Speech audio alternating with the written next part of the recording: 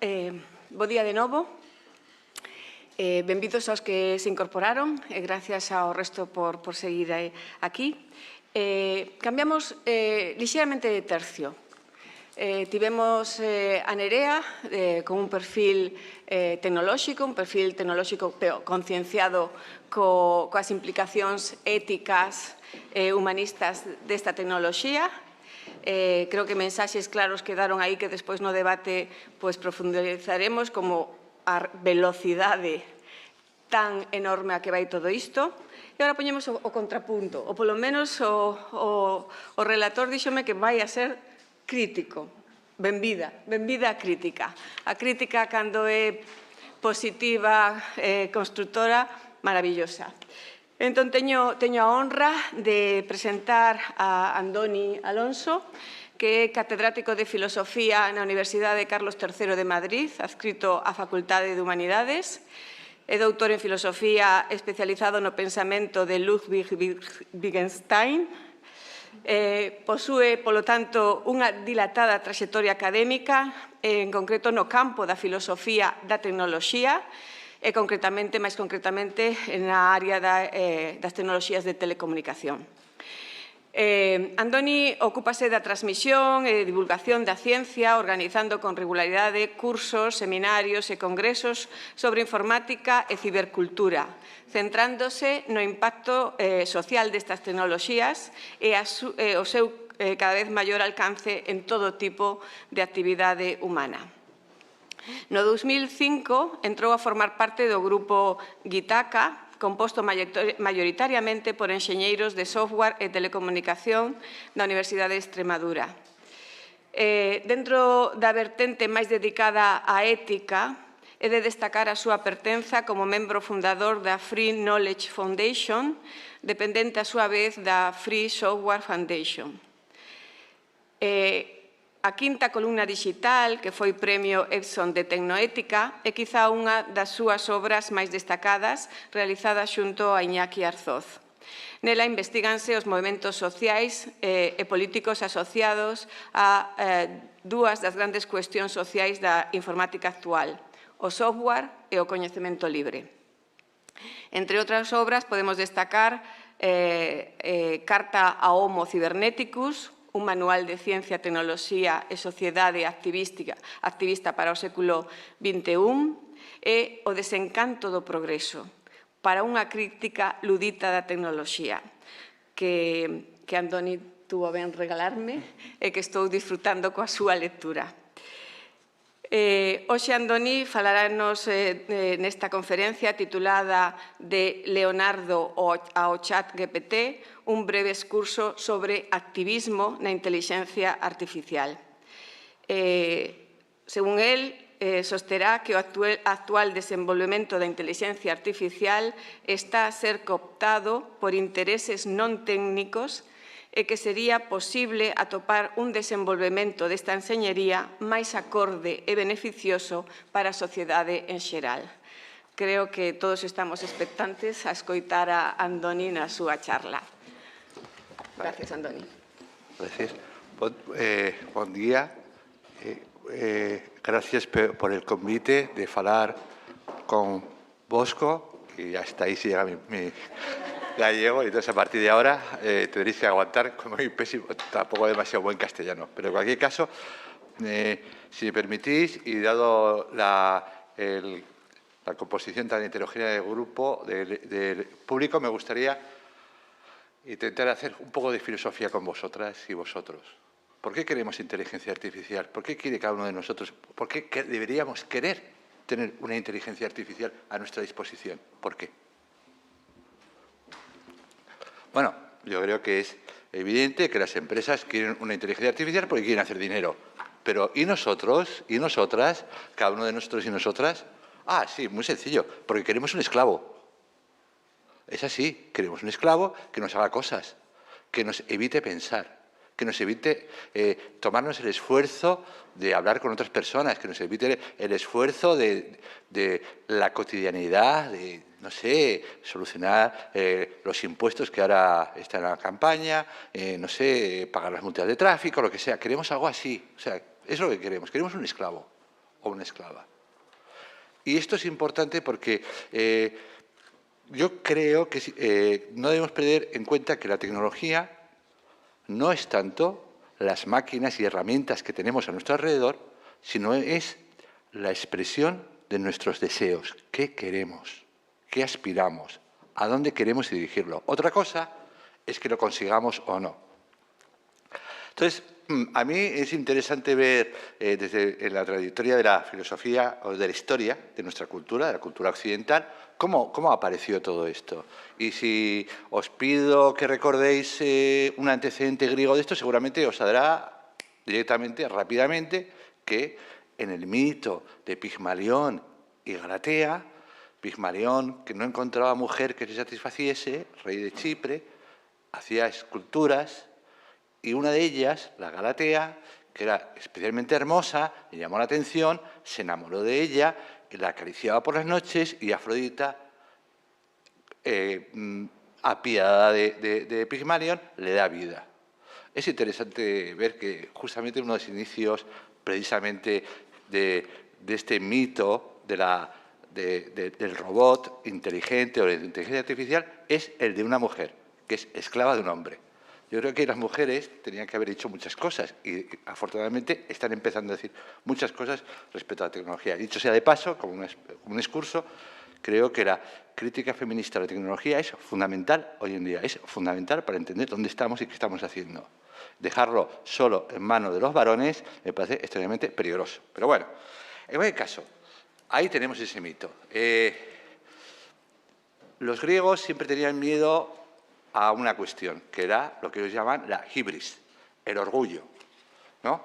Hibris es la que tiene, si me permitís, que también dirigirme a los estudiantes más jóvenes, entonces quizá diga cosas que ya sabéis, pero bueno. Los griegos tenían miedo a perder la proporción de las cosas. Por eso Ícaro se acerca demasiado al sol y se derrite las alas y cae. Siempre con respecto a la tecnología. Talos, otro de los mitos griegos, está ahí, una especie de autómata que se dedica a matar a todos los soldados atenienses hasta que es finalmente parado. Bueno, siempre está la idea de que si nos pasamos, si no tenemos proporción, vamos a encontrar un problema serio y grave con las cosas. Y creo que si define algo el desarrollo tecnológico y nuestra visión de la tecnología en el siglo XXI es una falta completa de proporción con respecto a las cosas. Más rápido, más cosas, más herramientas, más superaciones, más obsolescencia, más máquinas. No hay límite. Eso es lo más antigriego que existe. Bueno, es lo que tenemos. Yo creo que la tecnología informática, en ese sentido, igual que otras tecnologías, pero no me da tiempo a entrar en ello,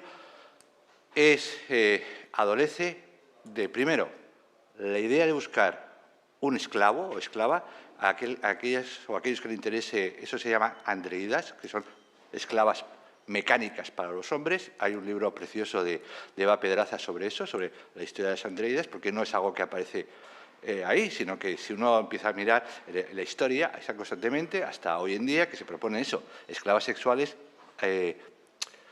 sintéticas, ¿no? O artificiales. Salió hace 3 o 4 años que había procesos... Pero bueno, eso no va... primero tenemos eso, la idea de un esclavo que esté a nuestras órdenes, que nos ahorre el esfuerzo de pensar, y por otra parte, la falta de proporción de respecto a qué seremos o estaremos capaces de hacer o entregar para conseguir ese resultado. No hay límite. Podemos hacer lo que sea. En 2003 publicamos un libro sobre esas cuestiones, sobre inteligencia artificial, etc. Entonces, sí, ahora tenemos una explosión del ChatGPT, etc. Pero tengo una sensación extraña de déjà vu, de estar repitiendo y ver cosas que ya nos han hecho 1000 veces. En 7 años pasará esto, en 10 años conseguiremos lo otro, ¿no? Constantemente, de promesas y promesas y promesas que nunca se cumplen. Y siempre están ahí, y siempre se posterga el resultado. Hace 4 días, Ray Kurzweil, que es el rector de la Universidad de la Singularidad pagada por Google, dijo que en 7 años vamos a ser inmortales. Lo dijo así, tal cual. Es una persona supuestamente seria, que dice esas cosas. Pero bueno, entonces, es una especie de déjà vu, porque esto que dice Kurzweil lo dijo también antes, y creo que esta tarde tenéis algo sobre el transhumanismo, ¿no? Y va por ahí. O sea, y gran parte de la idea de inteligencia artificial es una idea que tiene sus raíces transhumanistas, la inteligencia artificial de hoy en día. Bueno, pero en cualquier caso, ¿cuándo aparecen las primeras ensoñaciones o fabulaciones respecto a la inteligencia artificial? Pues curiosamente tenemos cabezas parlantes que eran capaces de contestar correctamente las cosas, por ejemplo, en el siglo XII con Roger Bacon. O tenemos máquinas como la de Raimundo Lulio para calcular, o máquinas para pensar, dos círculos donde se ponían atributos divinos por una parte, en la parte de fuera, y otros atributos en la parte de dentro, y se giraba, iban dando, digamos, soluciones, aparecían ahí, o sea, ya en el siglo, también en el siglo XII. De tal modo y manera que al final lo interesante es que cuando llegamos al siglo XVIII y encontramos a un personaje como el señor Lametrie, te dice, pero es que, ¿por qué deberíamos sorprendernos de crear una inteligencia artificial o un autómata, como decía Nerea antes? ¿Por qué? Si en el fondo, ¿qué somos los seres humanos? Dice Lametrie. Somos máquinas. Máquinas que van hacia el placer y huyen del dolor. No somos más. Somos un mecanismo muy complejo, extraordinariamente complejo, pero al fin y al cabo, un mecanismo. Bueno, es lo que hay. Entonces, Lametrie, de alguna manera, sintetiza un pensamiento cada vez más radical. No sé, cuando leemos ahí a Descartes, que nos habla del cogito ergo sum, y dice, somos una materia pensante y un cuerpo, el cuerpo es un mecanismo, tampoco es gran cosa. ¿Y si la mente fuese también otro mecanismo? Y aquí entramos en una cuestión realmente que cada vez empieza a tener más interés, ¿no? Porque una cosa es que se diga y otra cosa es que se intente hacer. Y será Alan Turing, en la década de los 40 y los 50, con su trabajo en el desciframiento de las máquinas, otra cuestión también importante. Inteligencia artificial igual industria militar. No es una cosa diferente. Es decir, ahora se populariza, se hacen empresas, etcétera. Pero inteligencia militar, o sea, inteligencia artificial es un producto de la industria militar y de la investigación militar, como muchísimas cosas, como gran parte de todo lo que nos rodea desde el punto de vista tecnológico. Es así, eso no lo evitemos. Bien. Alan Turing, intentando desentrañar los códigos de los submarinos alemanes, lo que se llama la máquina Enigma, crea el primer gran computador. E intenta entender o intenta explicar que quizá si todo es reducible a problema, o sea, si podemos plantear cualquier cuestión como un problema, ese problema debe tener una forma de solucionarse. Y ese problema se solucionará en un número de pasos finitos. Claro, si el problema se soluciona en un número de pasos infinitos, no se soluciona. Tiene que ser un número de pasos finitos. Si somos capaces de hacer eso, y una máquina es capaz de hacer eso, de solucionar un problema, cuando le introducimos, digamos, el input, hace el proceso y llega al output, ¿por qué no va a ser inteligente? Lo que él llama, por cierto, aquí, si os interesa, hay una película maravillosa que se llama El juego de la simulación, que es una historia precisamente de Turing. Y ver eso, es decir, es el primero que plantea el siguiente problema.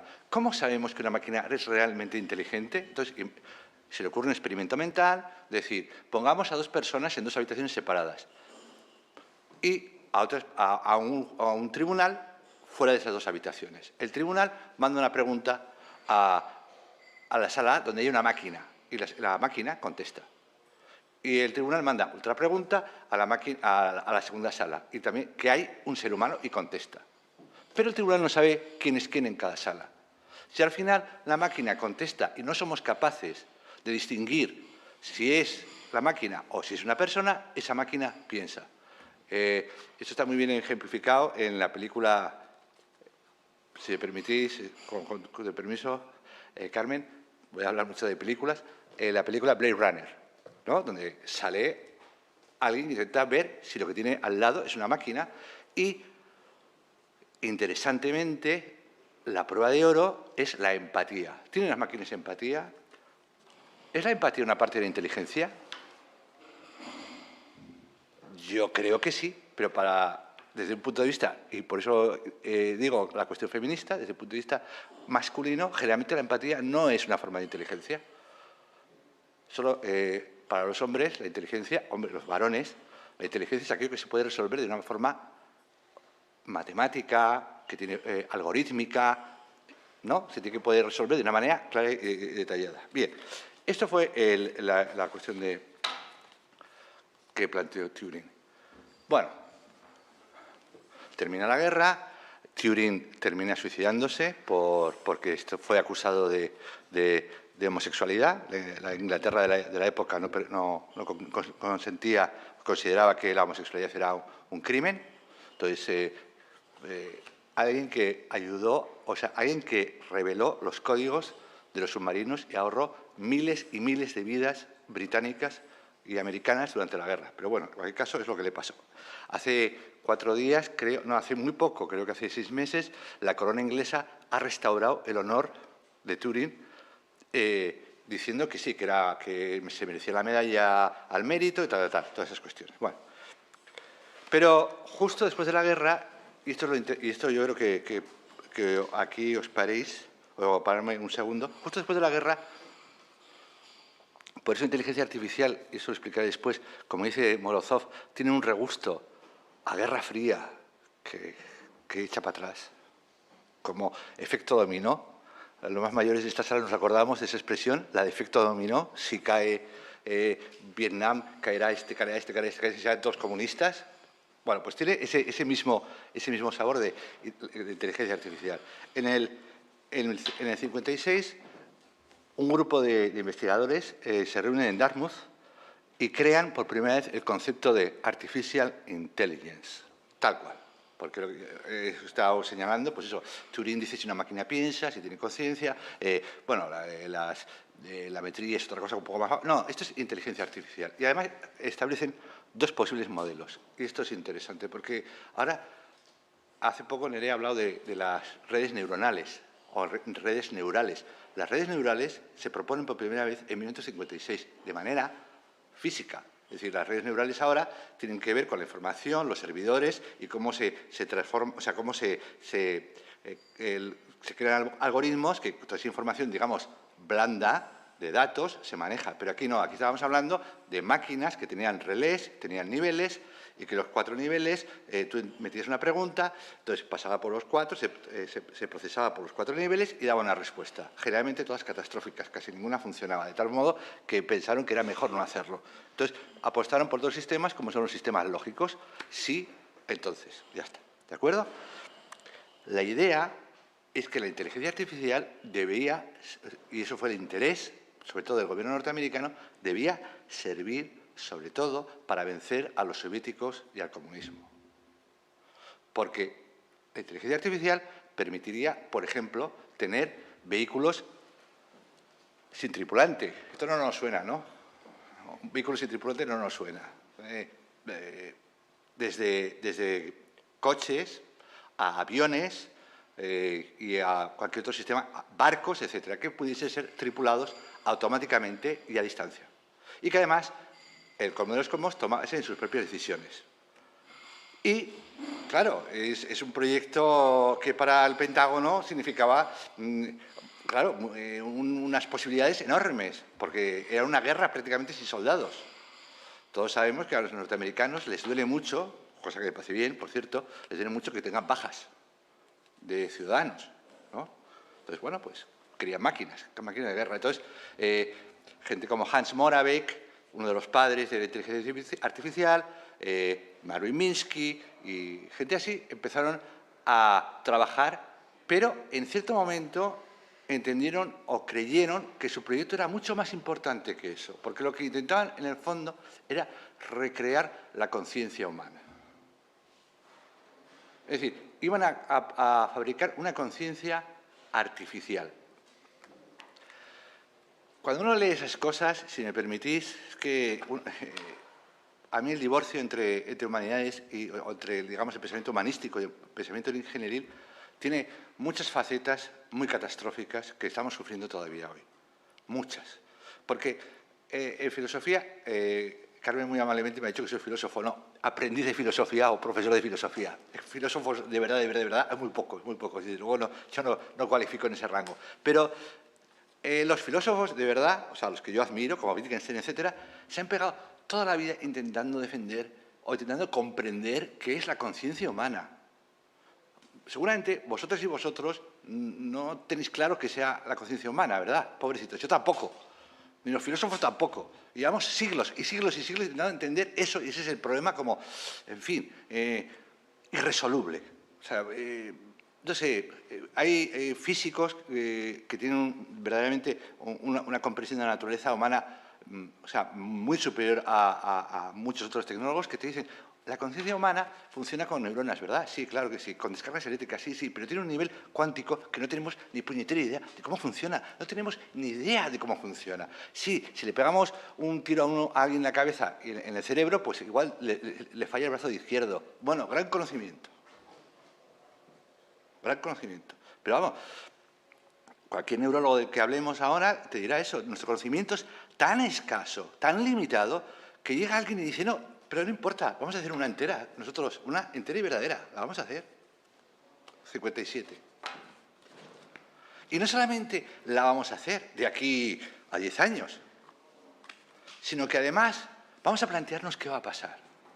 Y esto es lo interesante del asunto. ¿Qué va a pasar? ¿Qué va a pasar si hacemos la inteligencia mejor que la nuestra?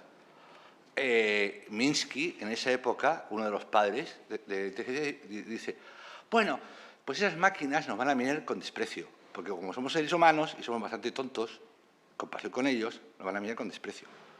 Pero no van a tener cariño y nos van a adoptar como mascotas. Eso está escrito. Entonces, nos sacarán al parque, nos darán de comer, por supuesto, tomarán las decisiones políticas ellos, porque dada la incompetencia general del ser humano para hacer nada con un mínimo de sentido común, es lo que decía Minsky, ¿eh? O sea, está escrito y publicado. Dado eso, pues bueno, peor con las máquinas no nos van a ir que con nosotros mismos, ¿no? Porque, vamos, los últimos 150 años de la historia de Occidente han sido especialmente espectaculares en cuanto a, ¿no?, logros y éxitos. Bien, vale, una vez planteado así, muy bien. Entonces, además, hay otra cosa que a mí, sinceramente, me irrita un poco, que ya lo he dicho, me irrita un poco de la inteligencia artificial. Pero ¿no sería imposible que hiciéramos una inteligencia artificial mejor que la nuestra? No es posible. No podemos enseñarle algo que no sabemos. No podemos hacer algo que no comprendemos. Exacto. Claro, entonces no puedes. No puede ser mejor que la nuestra porque no es imposible que sepa algo que nosotros no sabemos. Exacto. Exacto. Pero bueno, vamos a matizar eso porque esa es muy buena pregunta. Pero yo creo que sí, es exactamente lo que estás diciendo. No podemos hacer algo que nosotros no sabemos. O sea, todo lo que tenga ese aparato o ese sistema tiene que salir de nosotros. No puede aparecer así por arte de magia. Es que yo creo que en el fondo, y es una tesis que mantuvimos en la Nueva Ciudad de Dios, en el fondo, hay una idea un tanto mágico-supersticiosa de la tecnología. En general. Entonces, claro, hacer un pequeño experimento mental. Idos, yo qué sé, si queda alguna, tribu en el Amazonas y llevadle una televisión y que empiece a funcionar. ¿Qué pensaría la gente de ahí? ¿Que eso es magia? ¿O no? ¿Están viendo algo? Que salen imágenes de una pantalla plana. ¿Cómo es posible? Y solo con hacer así. ¿Me explico? Si es muy, muy complicada la tecnología, diría el señor Arthur C. Clarke, es indistinguible de la magia. No lo puedes diferenciar. Bueno, pero la cuestión al respecto es que, obviamente, como tú bien has señalado, eso no se puede hacer y no se pudo hacer. Y uno ve, por ejemplo, uno de los proyectos mejor financiados, que era intentar construir un robot suficientemente inteligente para transportar municiones en el campo de batalla, ¿no? O sea, que tú lo cargas y, claro, llevar municiones es peligroso. Entonces, si lo llevas en una máquina, es fácil. Entonces, te ahorras vidas humanas. Entonces, ese fue un proyecto de Moravec. Lo que ocurrió con ese trasto, o sea, el robot ese debería ser capaz de evitar obstáculos, subir, bajar, etc. Bueno, era incapaz de moverse correctamente en esta sala. Y fue un fracaso total, un fracaso de unos miles de millones de dólares gastados en no llevar absolutamente a nada en esa época. Se le puede decir que la tecnología en esa época era mucho más primitiva que la actual. Pero bueno, digamos, es muy importante que veamos que las cuestiones que estamos trabajando o estamos contemplando tienen historia. No es algo que cae no sé, alguien de repente, no sé, en plan Newton, le cae la manzana y crea la teoría de la relatividad, perdón, la teoría de la gravedad. Igual que a alguien se le cae unas cuantas líneas de código y crea la inteligencia artificial. No, no, no. Es un proyecto histórico muy largo y muy profundo. Bien, sigamos. Los continuos fracasos y que finalmente creo que no somos mascotas de las máquinas llevó a que en los años 80 entrase la inteligencia artificial en lo que se conoce como un largo invierno. Todas las promesas que se hicieron durante los años, estamos hablando desde el 57, las conferencias Dartmouth, o sea, las conferencias Macy en Dartmouth, hasta los años 80, 90, más o menos 80 y pico, no hubo nada.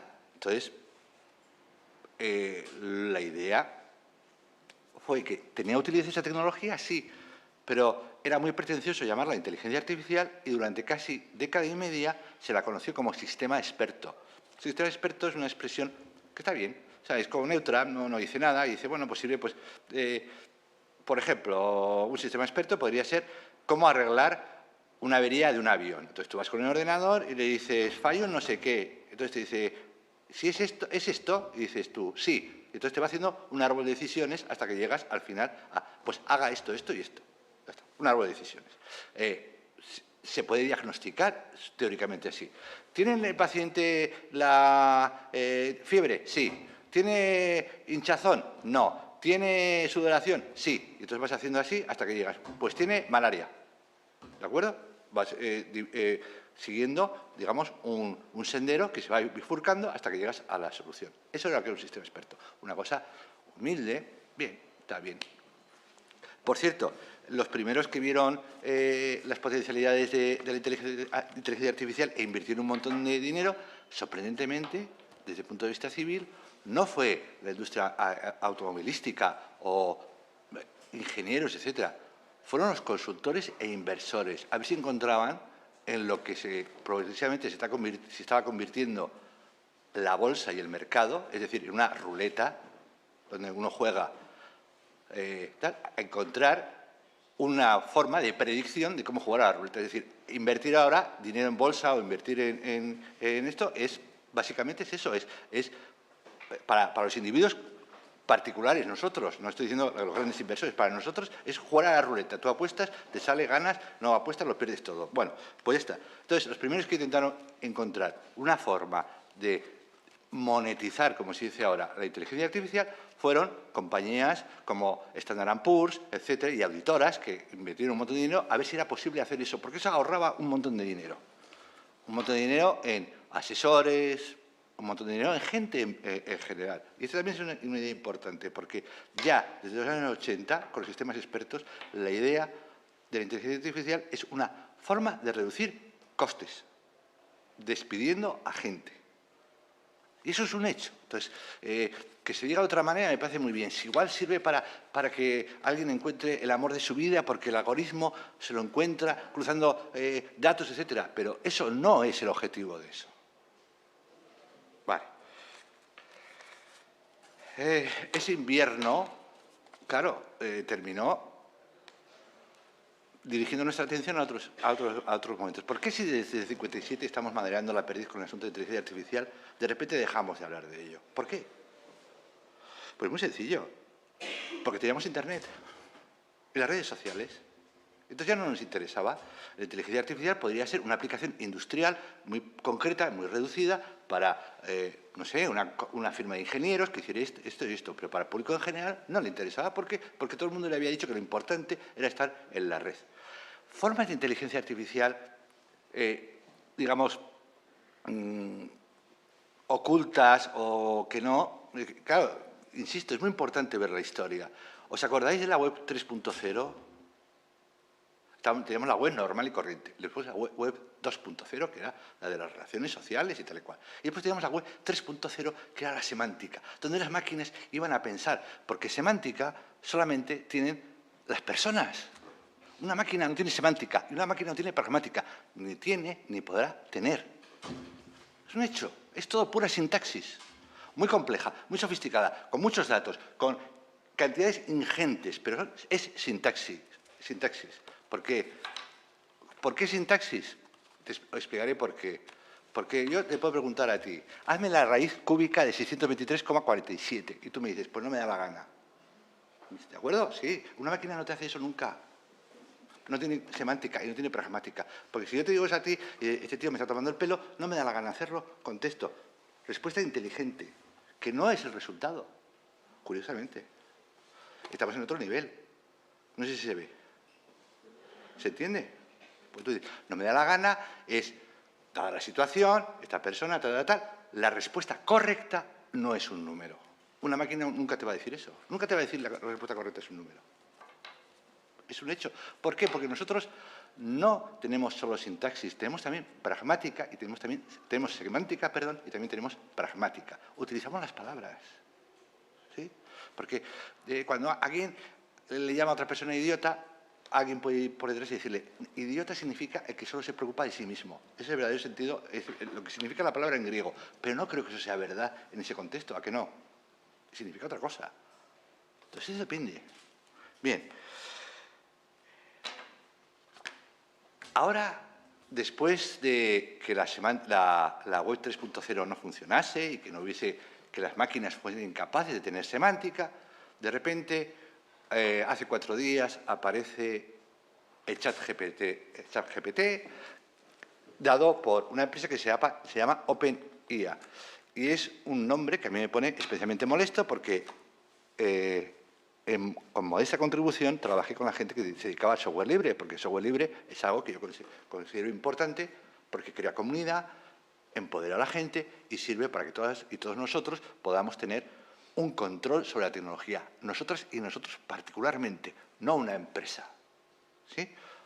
Y cuando le llaman OpenIA, o sea, como queráis, Open, te dicen, no, es que esto es Open, porque la gente lo puede utilizar. Sí, y ahora, no, ahora son 30 céntimos por cada búsqueda. Pero no era libre, no era Open.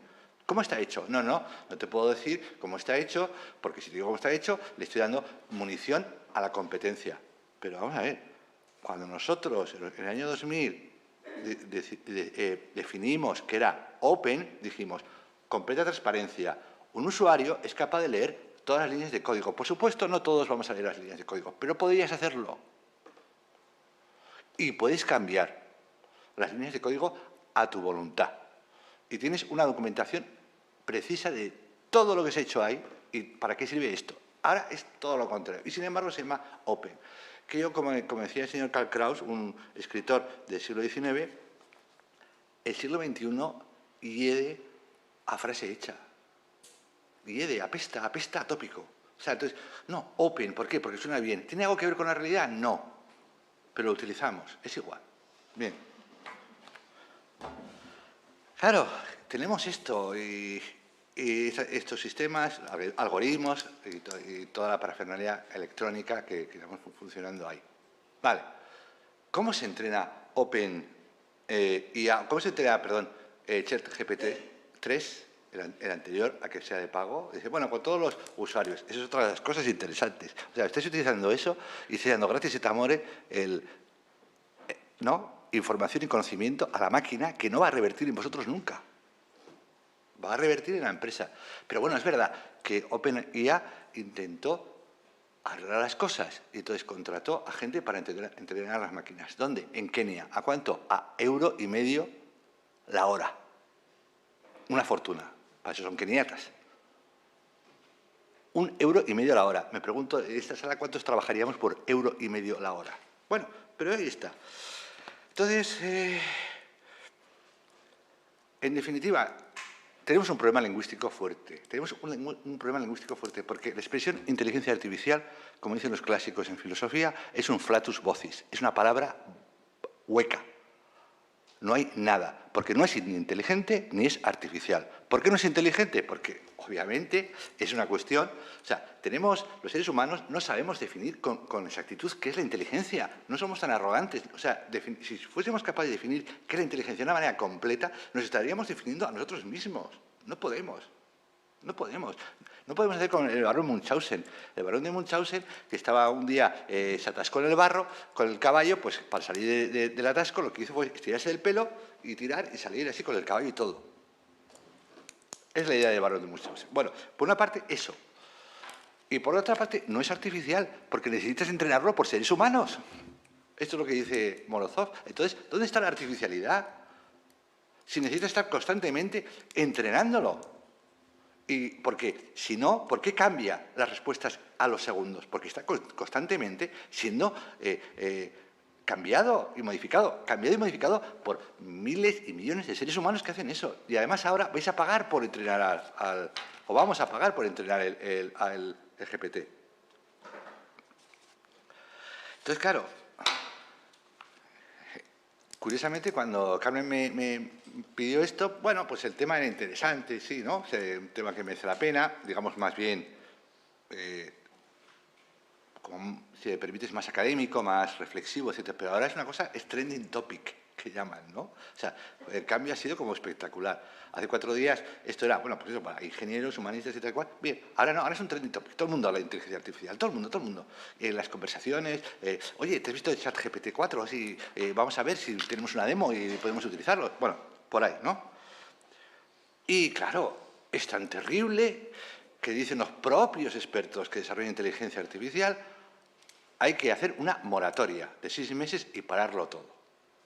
Bien, el precedente de esto tampoco es, no sé por qué lo dicen, el precedente de esto fueron las conferencias de Silomar en 1973, donde los biólogos y los genetistas se juntaron y dijeron, no vamos a investigar sobre el ARN recombinante porque estamos abriendo las puertas a una destrucción masiva del ser humano y de las especies. Entonces, no lo vamos a permitir. Y vamos a firmar lo que se llama el protocolo de Silomar del movimiento PUSWAS prohibiendo esto. Obviamente, desde el 73 hasta hoy, nadie ha utilizado nunca el ARN recombinante. Dijeron eso y nunca más se utilizó, ¿verdad? ¿Cuánto duró la moratoria? 2 meses. Por lo tanto, o sea, en fin, vemos que dicen que ¿quién firma esto? Dice, por ejemplo, Elon Musk, ¿no? Elon Musk que dice, no, esto hay que tener cuidado porque puede pasar cosas desastrosas. Elon Musk, que es alguien que entra en Twitter y despide al 70% de la plantilla. Y debe tener mucho miedo de que la gente pierda su puesto de trabajo. Por eso lo hace él, así. Como se dice, que una vez cumplido la amenaza, pues ya estás tranquilo, digo yo.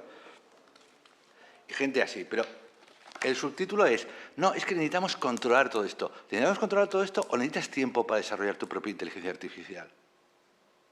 ¿O para refinarla? ¿Cuál es la cuestión? Porque yo ya no me fío, yo sinceramente no me fío de esas cosas. Y, en fin, y dice, ¿y va a haber problemas? Y es una pregunta que es graciosa, porque dice, ¿va a haber problemas? ¿No los hay ya con las tecnologías? No sé. Es decir, no hay problemas con los periodistas, no hay problemas con los comerciantes, no hay problema con los abogados, no hay problema con millones de gente que se han quedado en el paro o tiene trabajos precarizados porque ahora hay máquinas que pueden ser, no sé, funcionar como telefonistas, pueden funcionar como 14.000 cosas. ¿No los hay ya? Entonces, es decir, en ese sentido digo yo lo del déjà vu, porque es que los problemas los listo, los pongo en un listado. A ver, ¿cuál os sorprende a vosotras y a vosotros? Problemas de trabajo, problemas de privacidad, problemas de control, problemas de qué es lo verdadero y problemas energéticos. ¿Os ha sorprendido alguno? Entonces, en el futuro va a haber problemas con eso. No, perdón. En el pasado y en el presente inmediato hay problemas ya con esto. Todos los problemas que vamos a tener ahora van a ser estos multiplicados por 3. Porque el trabajo, por primera vez, son los programadores los que van a tener problemas, porque si tienes asistentes, como os han enseñado, para programar, antes se decía, no, claro, los trabajos súper especializados en robótica y en programación, la gente que escribe código está a salvo de esos problemas porque, en fin, es un trabajo, digamos, de la propia, dentro de las tripas de la bestia, si me permitís la expresión. Pero ahora ya no es así. Ahora el problema es que tú tienes, voy viendo tiempo, Carmen, no. Ahora el problema es que esos mismos son los que van a tener problemas por primera vez. Privacidad. Sí, el 40% actualmente, no, estoy dando cifras de hace unos cuantos años, el 40% del tráfico en Internet es mecánico, está hecho por máquinas. ¿Va a haber posibilidad de privacidad? Si es imposible anonimizar datos, si haces que un algoritmo se meta en 6 o 7 bases de datos diferentes, es imposible, aunque tú como ingeniero le digas, te prohíbo que busques esto y esto, te lo va a buscar. Porque está optimizado para sacar el mejor resultado. Entonces, eso va a ser así. O sea, es que no es ya solamente la cuestión de que haya la intención, que a veces la hay, de mantener la privacidad de determinadas informaciones. Es que con una máquina pensada para optimizar un resultado, acudiendo a millones de bases de datos, es imposible que la máquina se autocensure, porque solo los seres humanos nos autocensuramos. Y ese es un problema que tenemos. Va a haber control, obviamente. ¿Quién es capaz de tener un ChatGPT 4? De verdad. Una empresa gigantesca. Vamos a tener un régimen monopolístico exactamente igual que tenemos ahora.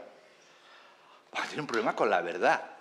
Claro, es que las máquinas te pueden engañar y no sé qué, no sé cuántos, pero sí, si estamos viviendo en la época de la posverdad, si es que llevamos años donde cualquier conocimiento científico, hecho, etcétera, se pone en duda como opinión.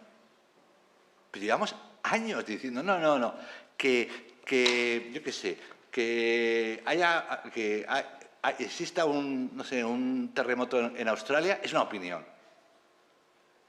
Y, hombre, no, tienes sismógrafos. No, eso es lo que tú piensas, porque es que eres de tal partido. O sea, no hay. Hace años, es decir, no sé, hay una expresión maravillosa del tiempo de Trump que le dijeron, bueno, es que a la ceremonia de toma de posesión de Trump ha ido 2.000 y pico personas. Saca la foto y dice, está vacío. No, es un hecho alternativo. Es un hecho alternativo. Si tú tienes derecho a tus hechos y yo a los míos. Ah, vale. Y quizá el único problema que yo veo realmente serio que tenemos actualmente, y esto sobre todo es importante para las generaciones futuras, para vosotras y vosotros, más jóvenes, es que tenemos un problema gigantesco de energía. Tenemos un momento, o sea, a mí me hizo gracia cuando energía, bienes, materias primas, etcétera. Me hizo gracia cuando Zuckerberg dijo que iba a hacer el Meta. El Meta era un timo. Era imposible que saliese bien eso, a no ser que fuese una cosa como Second Life, pero Second Life ya existió. ¿Para qué repetir lo mismo? Pero si realmente quieres una simulación realista, etcétera, la capacidad de computación, la cantidad de ordenadores, centros de datos, etcétera, que necesitas es gigantesca, no las hay en el mundo. No sé, te puede pasar cosas como, no sé si habéis escuchado lo que ha pasado con TikTok y la empresa de armas en Finlandia. Bueno, en Finlandia tiene el primer, Noruega, perdón, el primer fabricante de obuses para la guerra.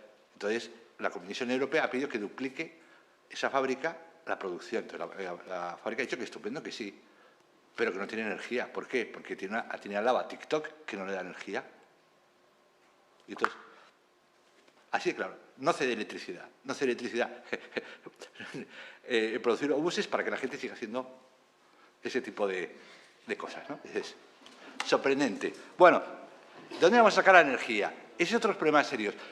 Pero también es otra cuestión, porque como se dice muy avisadamente, las crisis son oportunidades. Entonces, si pongamos el kilovatio se decuplica de precio, habrá muy pocas empresas que lo puedan hacer y estamos otra vez en un régimen monopolístico. Son las empresas que puedan pagar la inteligencia artificial, podrán pagar la factura energética. Como es tan alta, muy pocos podrán hacerlo. Por tanto, de open y democrático, cero. Es gracioso, de todas maneras, también ya el colmo, no sé si habéis visto una carta que ha mandado Yudkowsky, un ingeniero informático, que dice que hay que bombardear los centros de datos, porque van a acabar con la humanidad. Y esa es típica lectura o típica crítica que me parece bastante absurda, porque en el fondo es Terminator, es Skynet. Bueno, Skynet no va a ocurrir. El problema no va a ser que las bases de datos o la inteligencia artificial va a cambiar los patrones de medicamentos de las fábricas, etc. No, eso no va a pasar. El asunto se pone peliagudo por nuestra causa, por nuestras generaciones, que han tratado al mundo de una manera absolutamente horrible y que han saqueado materias primas, energía, etc. Eso es un hecho. O sea, que no necesitamos Skynet para que acabe con nosotros. Pero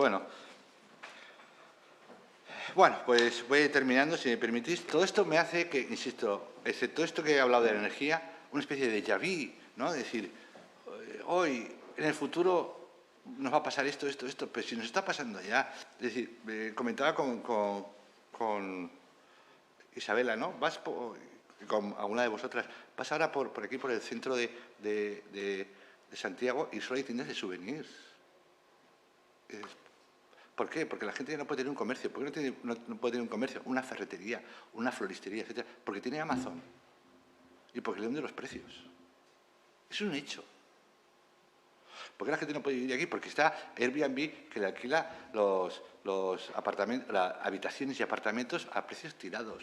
Es así. Entonces ya estamos sufriendo las cosas. Estamos teniendo unas ciudades, no solo esta, que a mí me parece una ciudad preciosa, por cierto, una de mis ciudades preferidas, no sé, degradadas, cada vez más degradadas, en todo sentido, de todas formas. Pues eso lo estamos teniendo. Tenemos un problema energético bestial, es decir, tenemos un problema de medio ambiente, tenemos un problema de cambio climático, tenemos un montón de problemas, tenemos un problema de trabajo. Tenemos un problema de trabajo grave, porque tenemos tecnologías suficientes para tener una productividad absolutamente abismal, pero esa productividad se ha traducido en que el 1% de este mundo tenga el 70% de la riqueza. No se ha traducido en que la gente pueda trabajar menos, pueda pasear, pueda hablar. No, se ha traducido en cosas absolutamente contraproducentes. Bien. Bueno, pero quiero hablar de Leonardo da Vinci, sobre todo a vosotras y vosotros de esta sala, que sois ingenieros o que os interesa la ingeniería. A mí, Da Vinci es un personaje que me fascina y le tengo una especial admiración y cariño. Pero también os diré, voy a dar una interpretación que es una interpretación, o sea, no estoy diciendo que sea verdad. Bien, según esa interpretación, a Da Vinci no le gustaba mucho pintar. Aunque era un gran maestro, es un maestro increíble, es un pintor increíble, no le gusta mucho pintar, pero si uno se fija en donde trabajaba realmente Da Vinci, tiene como así de volúmenes, de mecanismos, cómo funciona la ala de un pájaro, o sea, era curiosidad pura. Bueno, en cualquier caso, como tuvo esa polémica en Florencia, al final lo contrató Ludovico Sforza y se lo llevó a Milán. Y Sforza decía, bueno, Leonardo, quiero que me hagas, a mí quiero hacer los mejores parties de Milán, o sea, las mejores fiestas. Entonces, para eso me diseñas máquinas, como por ejemplo un león, que esto es verdad, un león que andaba, le pegabas en la cabeza, el león abría las fauces y tiraba rosas, o sea, hacía cosas de estas. Y eso está bien, a Da Vinci le gustaba mucho. Pero había otra parte que decía, oye, Leonardo, tú eres muy bueno haciendo máquinas, quiero que hagas máquinas de guerra. Entonces, pues a Da Vinci no le gustaba mucho la idea y construyó. Pero construyó, hay el códice Hammer y otros códices que tienen montones de máquinas de guerra, desde tanques que se mueven, etc., ¿no? Entonces, alguien se tomó la molestia de revisar los diseños de Da Vinci. Entonces, los diseños tienen errores tan gordos que nunca funcionaron, pero adrede. Da Vinci engañó durante años a Ludovico Sforza haciendo máquinas que no funcionaban, porque de hecho hizo una máquina mecánica que era una especie de tanque que ni siquiera era capaz de avanzar hacia adelante, no ya a los lados, sino hacia adelante. Entonces, los fallos son tan evidentes que era, como se dice ahora, un hackeo a Sforza. De hecho, hay una carta que se conserva de Da Vinci que dice lo más degenerado y peor del ser humano es la guerra. Entonces, tiene sentido. Bueno, pues digo, futuros y futuras ingenieros o técnicos de este campo de electrónica, etcétera, robótica, de información. Os necesitamos como sociedad. Necesitamos que hackeéis el sistema, si me permitís decirlo así. Lo necesitamos. Necesitamos que subvirtáis diseños y que hagáis las cosas pensando en la sociedad. Y os necesitamos para eso. Esto es todo. Gracias.